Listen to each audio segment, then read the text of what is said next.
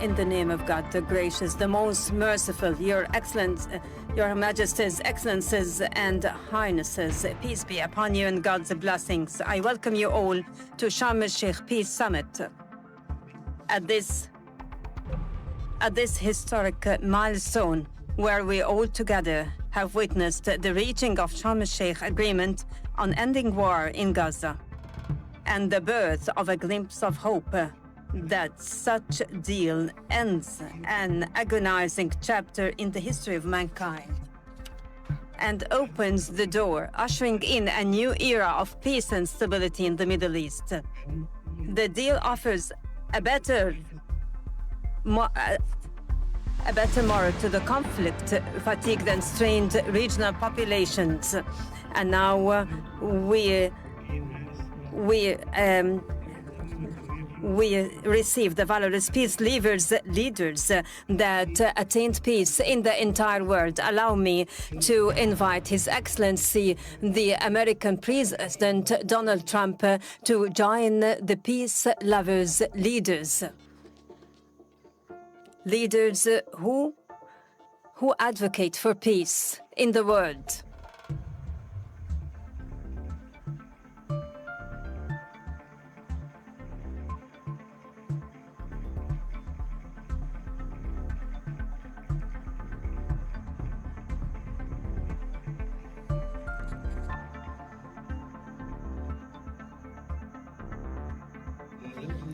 And I would like to express our profound appreciation to Your Excellency at this critical circumstance reflected in your proposed plan for ending this tragic war, a war during which humanity incurred significant losses. I would like to thank our partners in United States, Turkey and Qatar for their dedicated efforts, and I reiterate our support and aspiration to the execution of this plan, creating the essential political horizon for the implementation of the two-state solution, for it is the only pathway to the fulfillment of the legitimate ambition of both Palestinian and Israeli peoples, turning over the conflict page and safely live.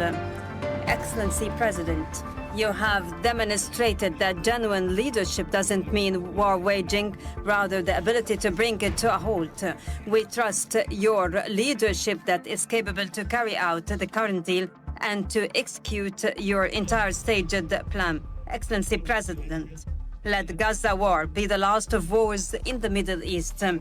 Majesties, Excellencies, and Highnesses, Egypt launched peace trajectory in the Middle East nearly half a century ago, specifically in November 1977, when the late President Anwar Sadat, may God shower him with his mercy, took unprecedented steady moves in the history of the region and initiated the historic visit to Jerusalem. Since that moment, Egypt has established a new era, granting posterities a chance for life, and proved that people's security is not only realized by military force. Today, Egypt, along with its sisterly Arab and Islamic states, reiterate that peace remains our strategic option. Experience showed over the past decades that this option cannot be founded except through just and equal rights. Based on this, and if the whole regional populations have always been relishing the right to their independent nations, the Palestinian people is not an exception. They too have the right to self-determination and to aspire for a future where war doesn't loom over. Own the right to enjoy freedom and to live in their independent state, a state that lives side by side with Israel in peace, security, and mutual recognition. Peace is not only crafted by governments, but also built by peoples when they realize that yesterday's rivals could be tomorrow's partners. I avail this opportunity to appeal to the Israeli people. I say, let us turn this historic moment into a new beginning of Just and peaceful coexistence prevalent life allow us to look forward together to a better future for the sons of our nations. Together, stretch out our hands for our cooperation towards a just and durable peace for the entire regional populations. Excellency President Trump, let us pause at the scenes of overwhelming relief and happiness, whether down the streets in Gaza or in Israel alike, or in the entire world, after reaching the war-ending agreement. Thanks to your wise initiative. It is another evidence to the people's option is peace. We value as well your interest in resuming life in Gaza. Egypt will work with the United States and in coordination with all partners during the forthcoming days to lay down the common grounds for proceeding towards the Strip reconstruction without delay. In this context, we are willing to host early recovery, reconstruction and development conference, which will be based on your plan for ending the war in Gaza, in order to provide livelihoods and to give hope to the Palestinians on their lands. Peace cannot be completed until hands are extended for rebuilding in the aftermath of devastation. Majesties, Excellencies, and Highnesses, we look ahead to a bright future to our region, as its cities are built on hope rather on burying the memories of its inhabitants under the rubble. We have a unique and historic opportunity at hand. It might be the last to come to a Middle East free from whatever menacing its stability and progress. A Middle East where its populations relish peace and decent existence within its secured borders and safeguarded rights. A Middle East that is invincible to terrorism and radicalization. A Middle East free from mass destructive weapons. This is the very new Middle East that Egypt envisions to be embedded in collaboration with regional and international partners.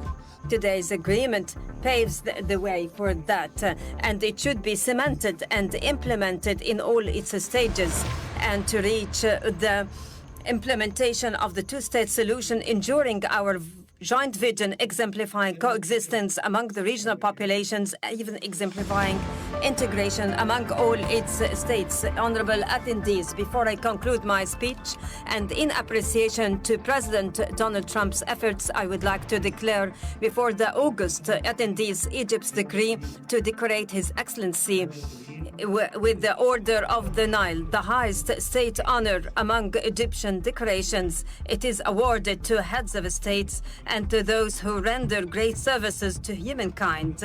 Thank you all.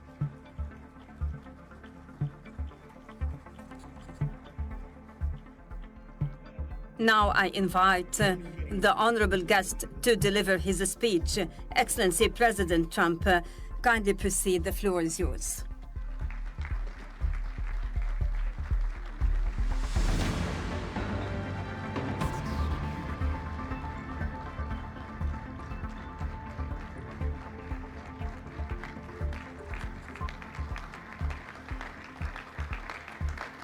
Well, thank you very much, and that was a great honor. I appreciate it very much, Mr. President, Mr. General, Mr. President.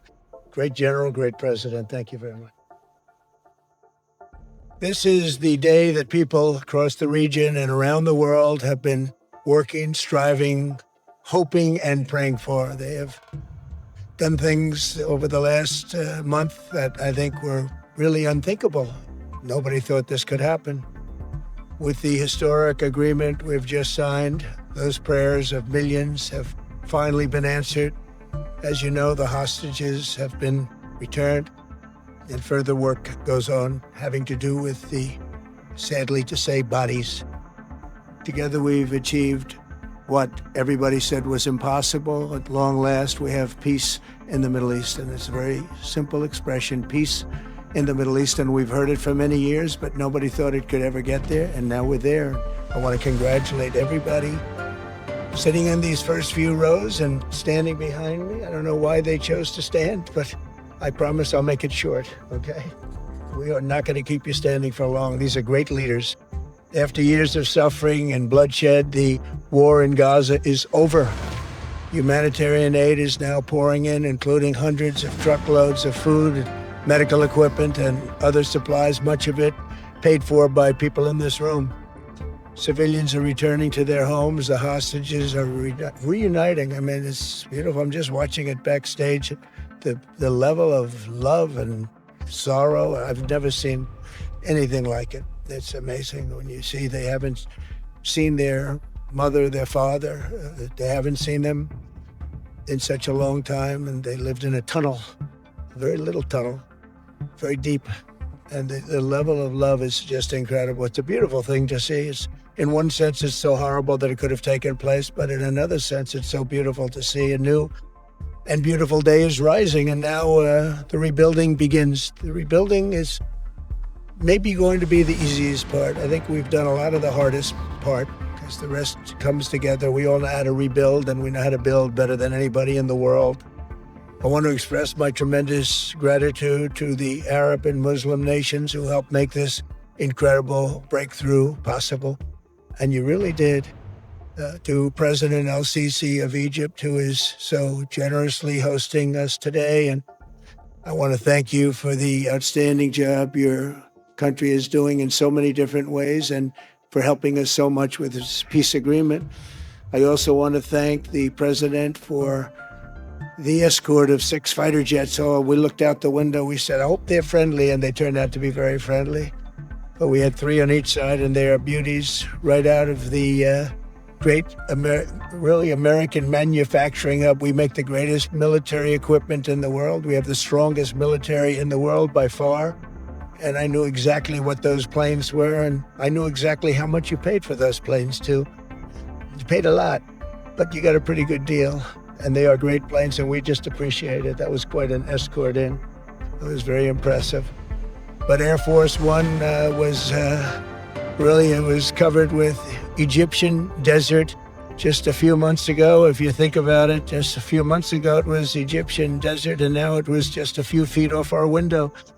And it was a spectacular sight, and I appreciate it very much. Really, that was pretty good. You got our people by surprise. I don't know if they were thrilled right at the beginning, but they were thrilled as we sailed along very, very calmly and safely. And I'm deeply honored to receive from you Egypt's highest state honor, the Order of the Nile. The Nile is so beautiful, so magnificent. It's such a beautiful title, the Order of the Nile. Thank you very much, Mr. President. Appreciate it. Great honor.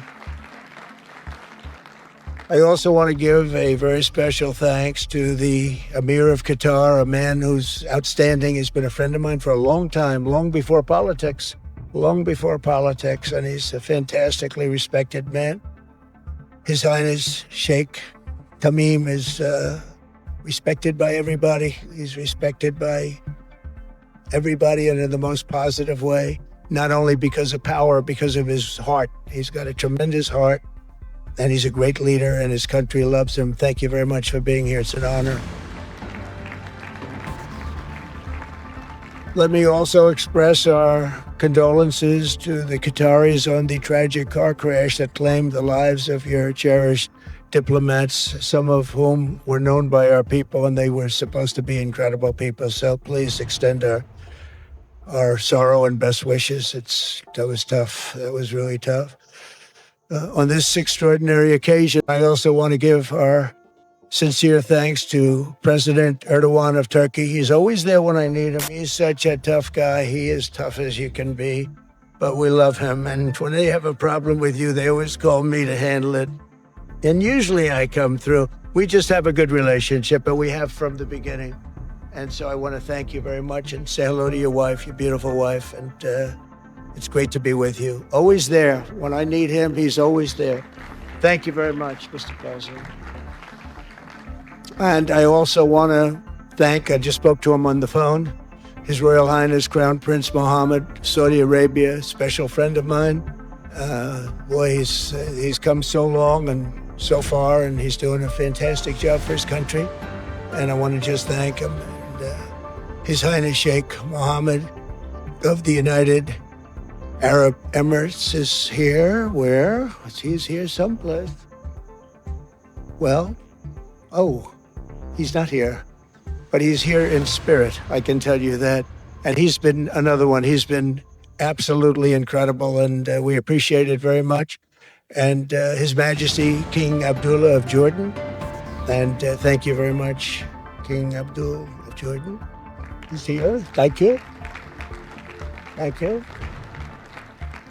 Thank you very much. And you really have been a great helper. We appreciate it. Appreciate it. Prime Minister Sharif of Pakistan. And also, I have to say, my favorite field marshal from Pakistan, who's not here, but the Prime Minister is here, and you're going to give his regards. Where are you? There you go. Thank you very much. Do you want to say what you said to me the other day? Come, would you like to say what you said the other day? I think it was so nice. Please. Thank you very much, my dear President Trump, my dear brother President Fathi al-Sisi of Egypt, Majesties, Highnesses, Excellencies, ladies and gentlemen, Assalamu alaikum, and a very good evening. Well, I would say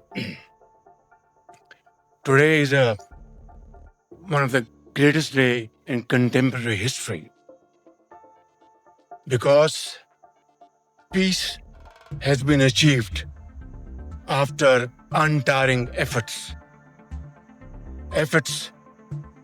led by President Trump, who is genuinely a man of peace, who has relentlessly and untiringly worked throughout these months, day in and day out, to make this world a place to live with peace and prosperity. I would say that Pakistan had nominated President Donald Trump for Nobel Peace Prize for his outstanding, extraordinary contributions to first stop war between India and Pakistan, and then achieve ceasefire along with his very wonderful team. And today, again, I would like to nominate this great president for Nobel Peace Prize, because I genuinely feel that he is the most genuine and most wonderful candidate for Peace Prize, because he has brought not only peace in South Asia, saved millions of people, their lives, and today here in Sharm el-Sheikh, achieving peace in Gaza is saving millions of lives in the Middle East. Mr. President, I would like to salute you for your exemplary leadership, visionary leadership, and I think that you are the man this world needed most at this point in time. World would always remember you as a man who did everything, went out of the way to stop 7 and today 8 wars.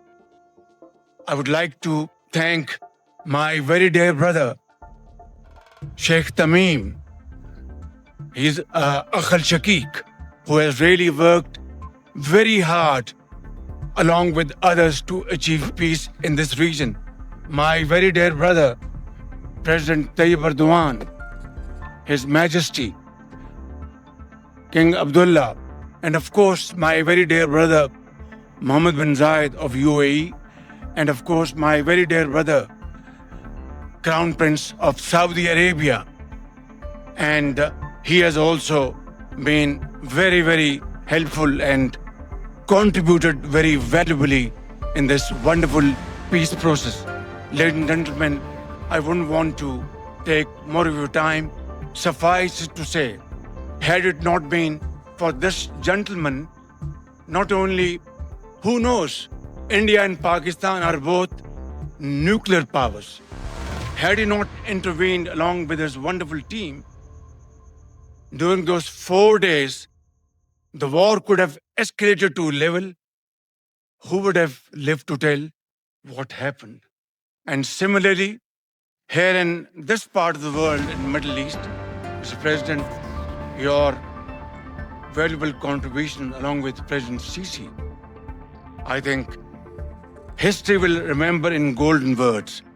I wouldn't say more, except God bless you, God give you long life to serve like this for all time to come. Thank you very much. Wow. Thank you very much. Very kind. Thank you. Wow, I didn't expect that. Let's go home. There's nothing more I have to say. Goodbye, everybody. That was really beautiful and beautifully delivered. Wow, thank you very much. Also with us is President Prabowo, a very incredible man of Indonesia. President, come on.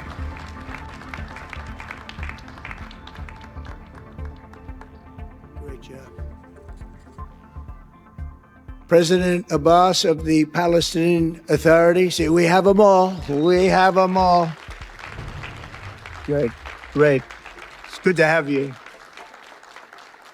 And so many others. I have a list here. This first 3 rows and what's standing behind me, I don't know why they chose to stand, but that's there. They're going to be very famous tomorrow, all of them. We have the Arab League is represented by His Excellency, and thank you very much for being here. Thank you very much. We have Armenia, and Azerbaijan. That's a little war that we stopped. That's a little war. There they are. Look at them. They're sitting. When I met with them, it was in the Oval Office. They fought for like 31 years or some crazy number. And they had one sitting on that side of the Oval Office, one sitting. By the time we finished in 1 hour, they were both hugging each other. And now they're friends and they're getting along great. Look at it. So I want to thank you both. That's incredible. Really incredible. So you have Armenia and you have Bahrain, you have Canada. It's so great to have, in fact, the president called and he wanted to know if it's worthwhile. He knew exactly what it was. He knew the importance. Where's Canada, by the way? Where are you? Where are you? He knew the importance of this. He said, I want to be there. So many people have done that. They called. I mean, they heard about it. And these are not people that can do that very easily. They have pretty big schedules, to put it in mind. The most powerful people. And I appreciate you being here very much, Mr. President. Fantastic. Fantastic. And Cyprus, Egypt, the European Union, it's a lot of countries. France, thank you very much, Emmanuel. I would imagine Emmanuel standing someplace behind you. Where is he? I can't believe it. You're taking a low-key approach today. He's my friend. That's great. Good job. Thank you very much, Emmanuel. Germany, the new Chancellor of Germany he's easy to spot because he's very tall and he's very smart and he's doing a fantastic job for his country. Appreciate it very much. And congratulations, a big election. That was a big one. That was going to change things. Greece, we have Greece. We have Hungary. Oh, Victor, where is Victor? Victor. We love Victor. Victor, I call him. You know, I put the little accent on it. You are fantastic, all right? I know a lot of people don't agree with me, but I'm the only one that matters. You are fantastic. He's a great leader. I endorsed him the last election he had, and he won by 28 points. So you're going to do even better this time. You have another election, and you're going to do great, and we appreciate it, and we're behind you 100%. That's Hungary. India is a great country with a very good friend of mine at the top, and he's just done a fantastic job. And I think that Pakistan and India are going to live very nicely together, right? That's not a very, They are. They are. And they're two great, I'd say, leaders, great leaders, as far as I'm concerned. Indonesia, we covered, and I just want to say that that's a big country, a powerful country. It does unbelievably well, and it's great to have you. Iraq, we have Iraq with lots of oil. They have so much oil, they don't know what to do with it. That's a big problem when you have so much, you have no idea what to do with it. So thank you very much. Italy, we have a young woman who's, I'm not allowed to say it because usually it's the end of your political career if you say it. She's a beautiful young woman. Now, if you use the word beautiful in the United States about a woman, that's the end of your political career, but I'll take my chances. Where is she? There she is. You don't mind being called beautiful, right? Because you are. Thank you very much for coming. We appreciate it. She wanted to be here, and she's incredible, and they really respect her in Italy. She's a very successful politician. We have Norway. Oh, Norway. Norway. What happened, Norway? What happened? Where's Norway? Where is he? We have Johnny. We're going to the World Cup, I can tell you that. Where's Norway? I don't think he wants to stand. Oh, he's back there. We have Norway. Oman. Again, we have Paraguay. We have really fantastic representative from Saudi Arabia. Thank you very much. I'll tell you what, and this time we'll get you the best seat. He always gets the best seat. He deserves the best seat. But what a great place it is. Spain. Where's Spain? Are you guys working on him with respect to the GDP? We'll get close. But fantastic job you're doing. And UAE, which is great. United Kingdom. Where's United Kingdom? Where's our friend? Where? Come there.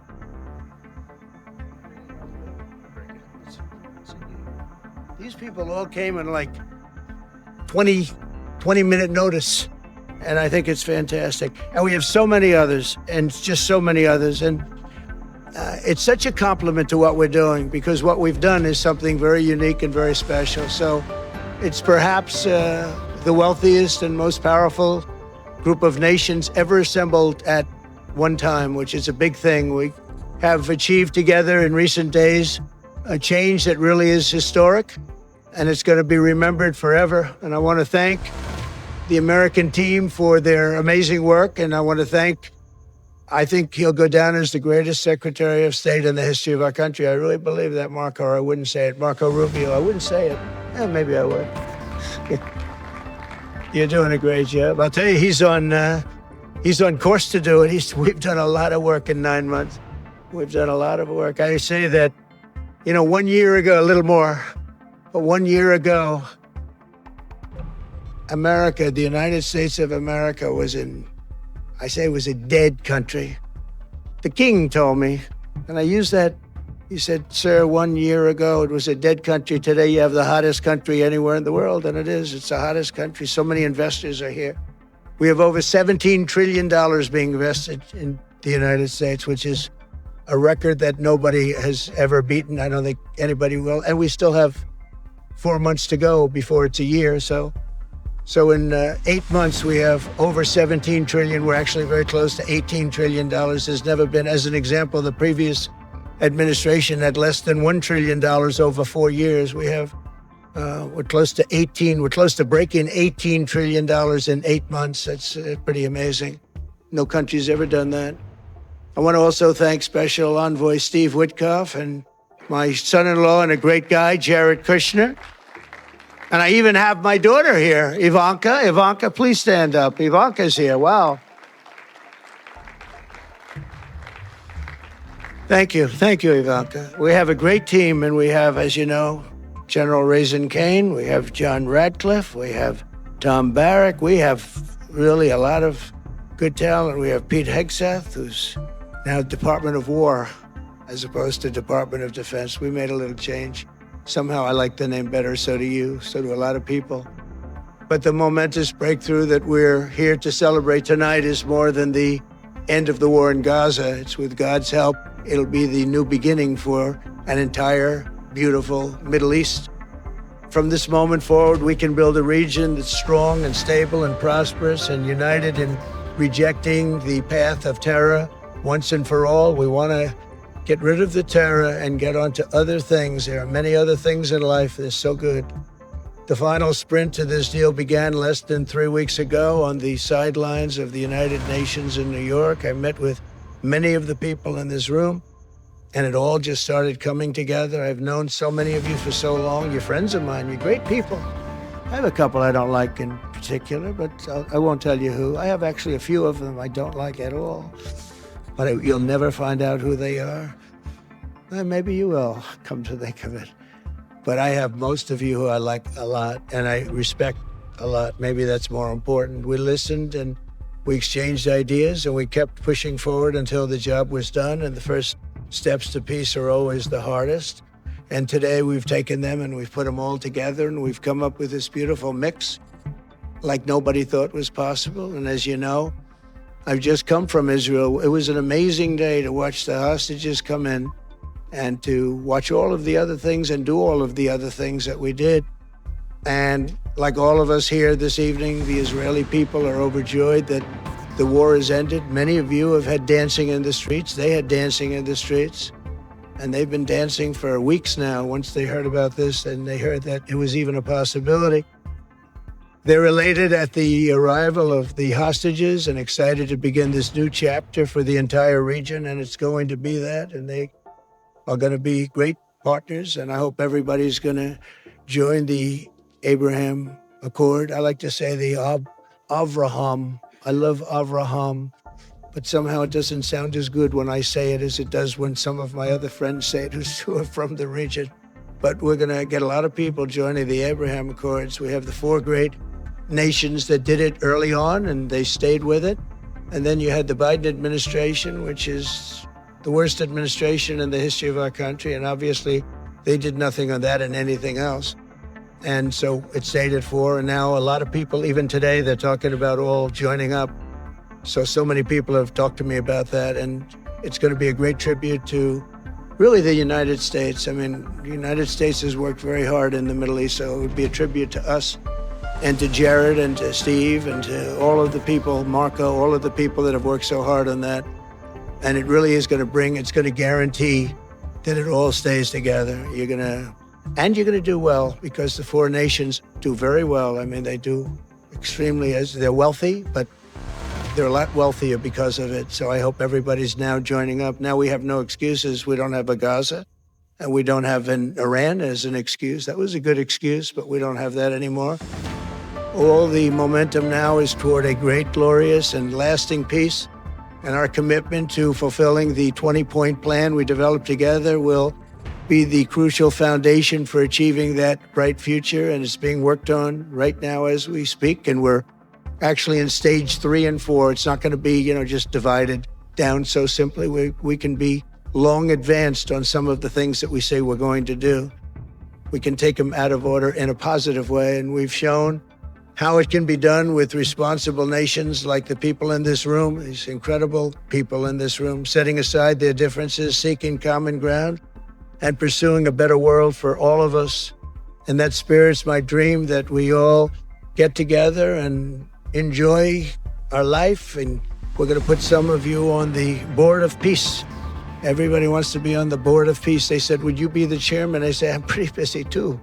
But whatever we can do to have peace in the Middle East, it's worth it. But everybody wants to go on the Board of Peace, so we're probably going to enlarge it. We're going to get, and the leaders, the top people, the top leaders, they want to be on the Board of Peace. A beautiful term. At first I wasn't sure, and then I realized how beautiful it is.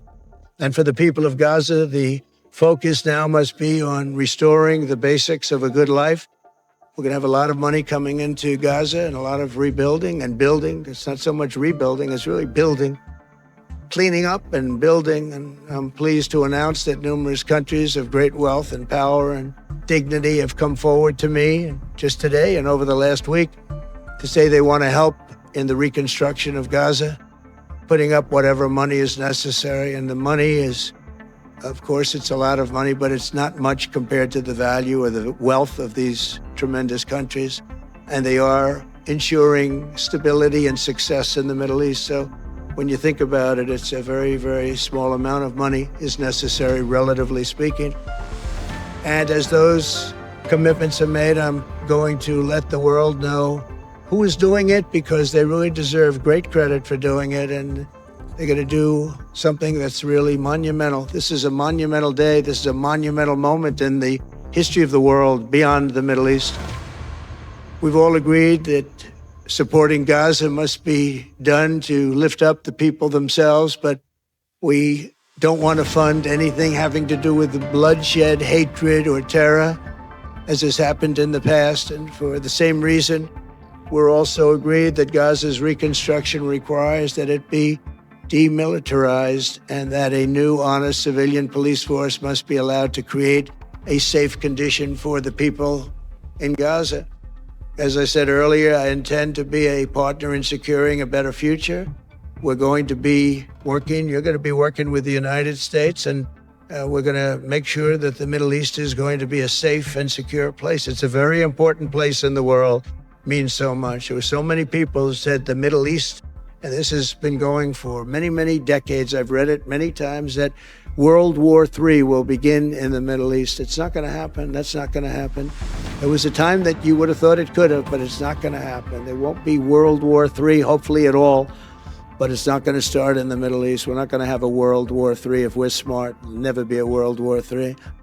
Our work begins right here and right now. From ancient times, this region has been extraordinarily mixed with respect to people, culture, religions, all of the different elements of national characters, unlike maybe anywhere else on earth. And for 3,000 years, there's been conflict. For whatever reason, there's been tremendous conflict, always conflict. But today, for the first time anyone can remember, we have a once-in-a-lifetime chance to put the old feuds and bitter hatreds behind us. And that's why so many people in this room, they didn't get along. Some did, some didn't, but they're getting along now. This has brought the people together. This is the first time the Middle East crisis has brought people together as opposed to driving them apart. And to declare that our future will not be ruled by the fights of the generations past, which is foolish. So together, let us continue in the spirit of cooperation and goodwill that has finally brought us to this incredible, historic breakthrough. If we do, together, we will reach the Middle East's incredible destiny, a safe and prosperous and beautiful crossroads of culture and commerce, faith in humanity and geographic center. This will be the geographic center of the world. So I just want to thank everybody for being here. I want to thank you all for what you've done and for this quick notice. It all came together just at one little period. It just came together. It's, the greatest deals happen that way. If you do anything about deals, that's all I've done all my life is deals. The greatest deals just sort of happen. And that's what happened right here. And maybe this is going to be the greatest deal of them all, not just nation building, not just having to do with this or the political whims. This will be maybe the greatest deal of them all, period. And I want to thank all of you and all of these great nations and this region for what it's gone through and all of the fights it's had, or life over death and hope over strife and harmony over hatred. That's what we want. We want it to be that way because together we're going to forge a magnificent, great, and enduring peace. I want to just end by saying, God bless you all. God bless the Middle East. God bless your countries, and God bless you. Thank you very much, everybody.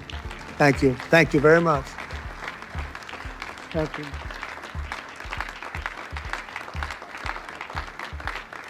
Thank you very much.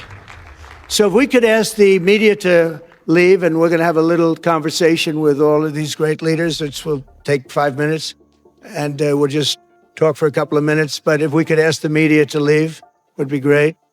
Thank you very much. Thank you.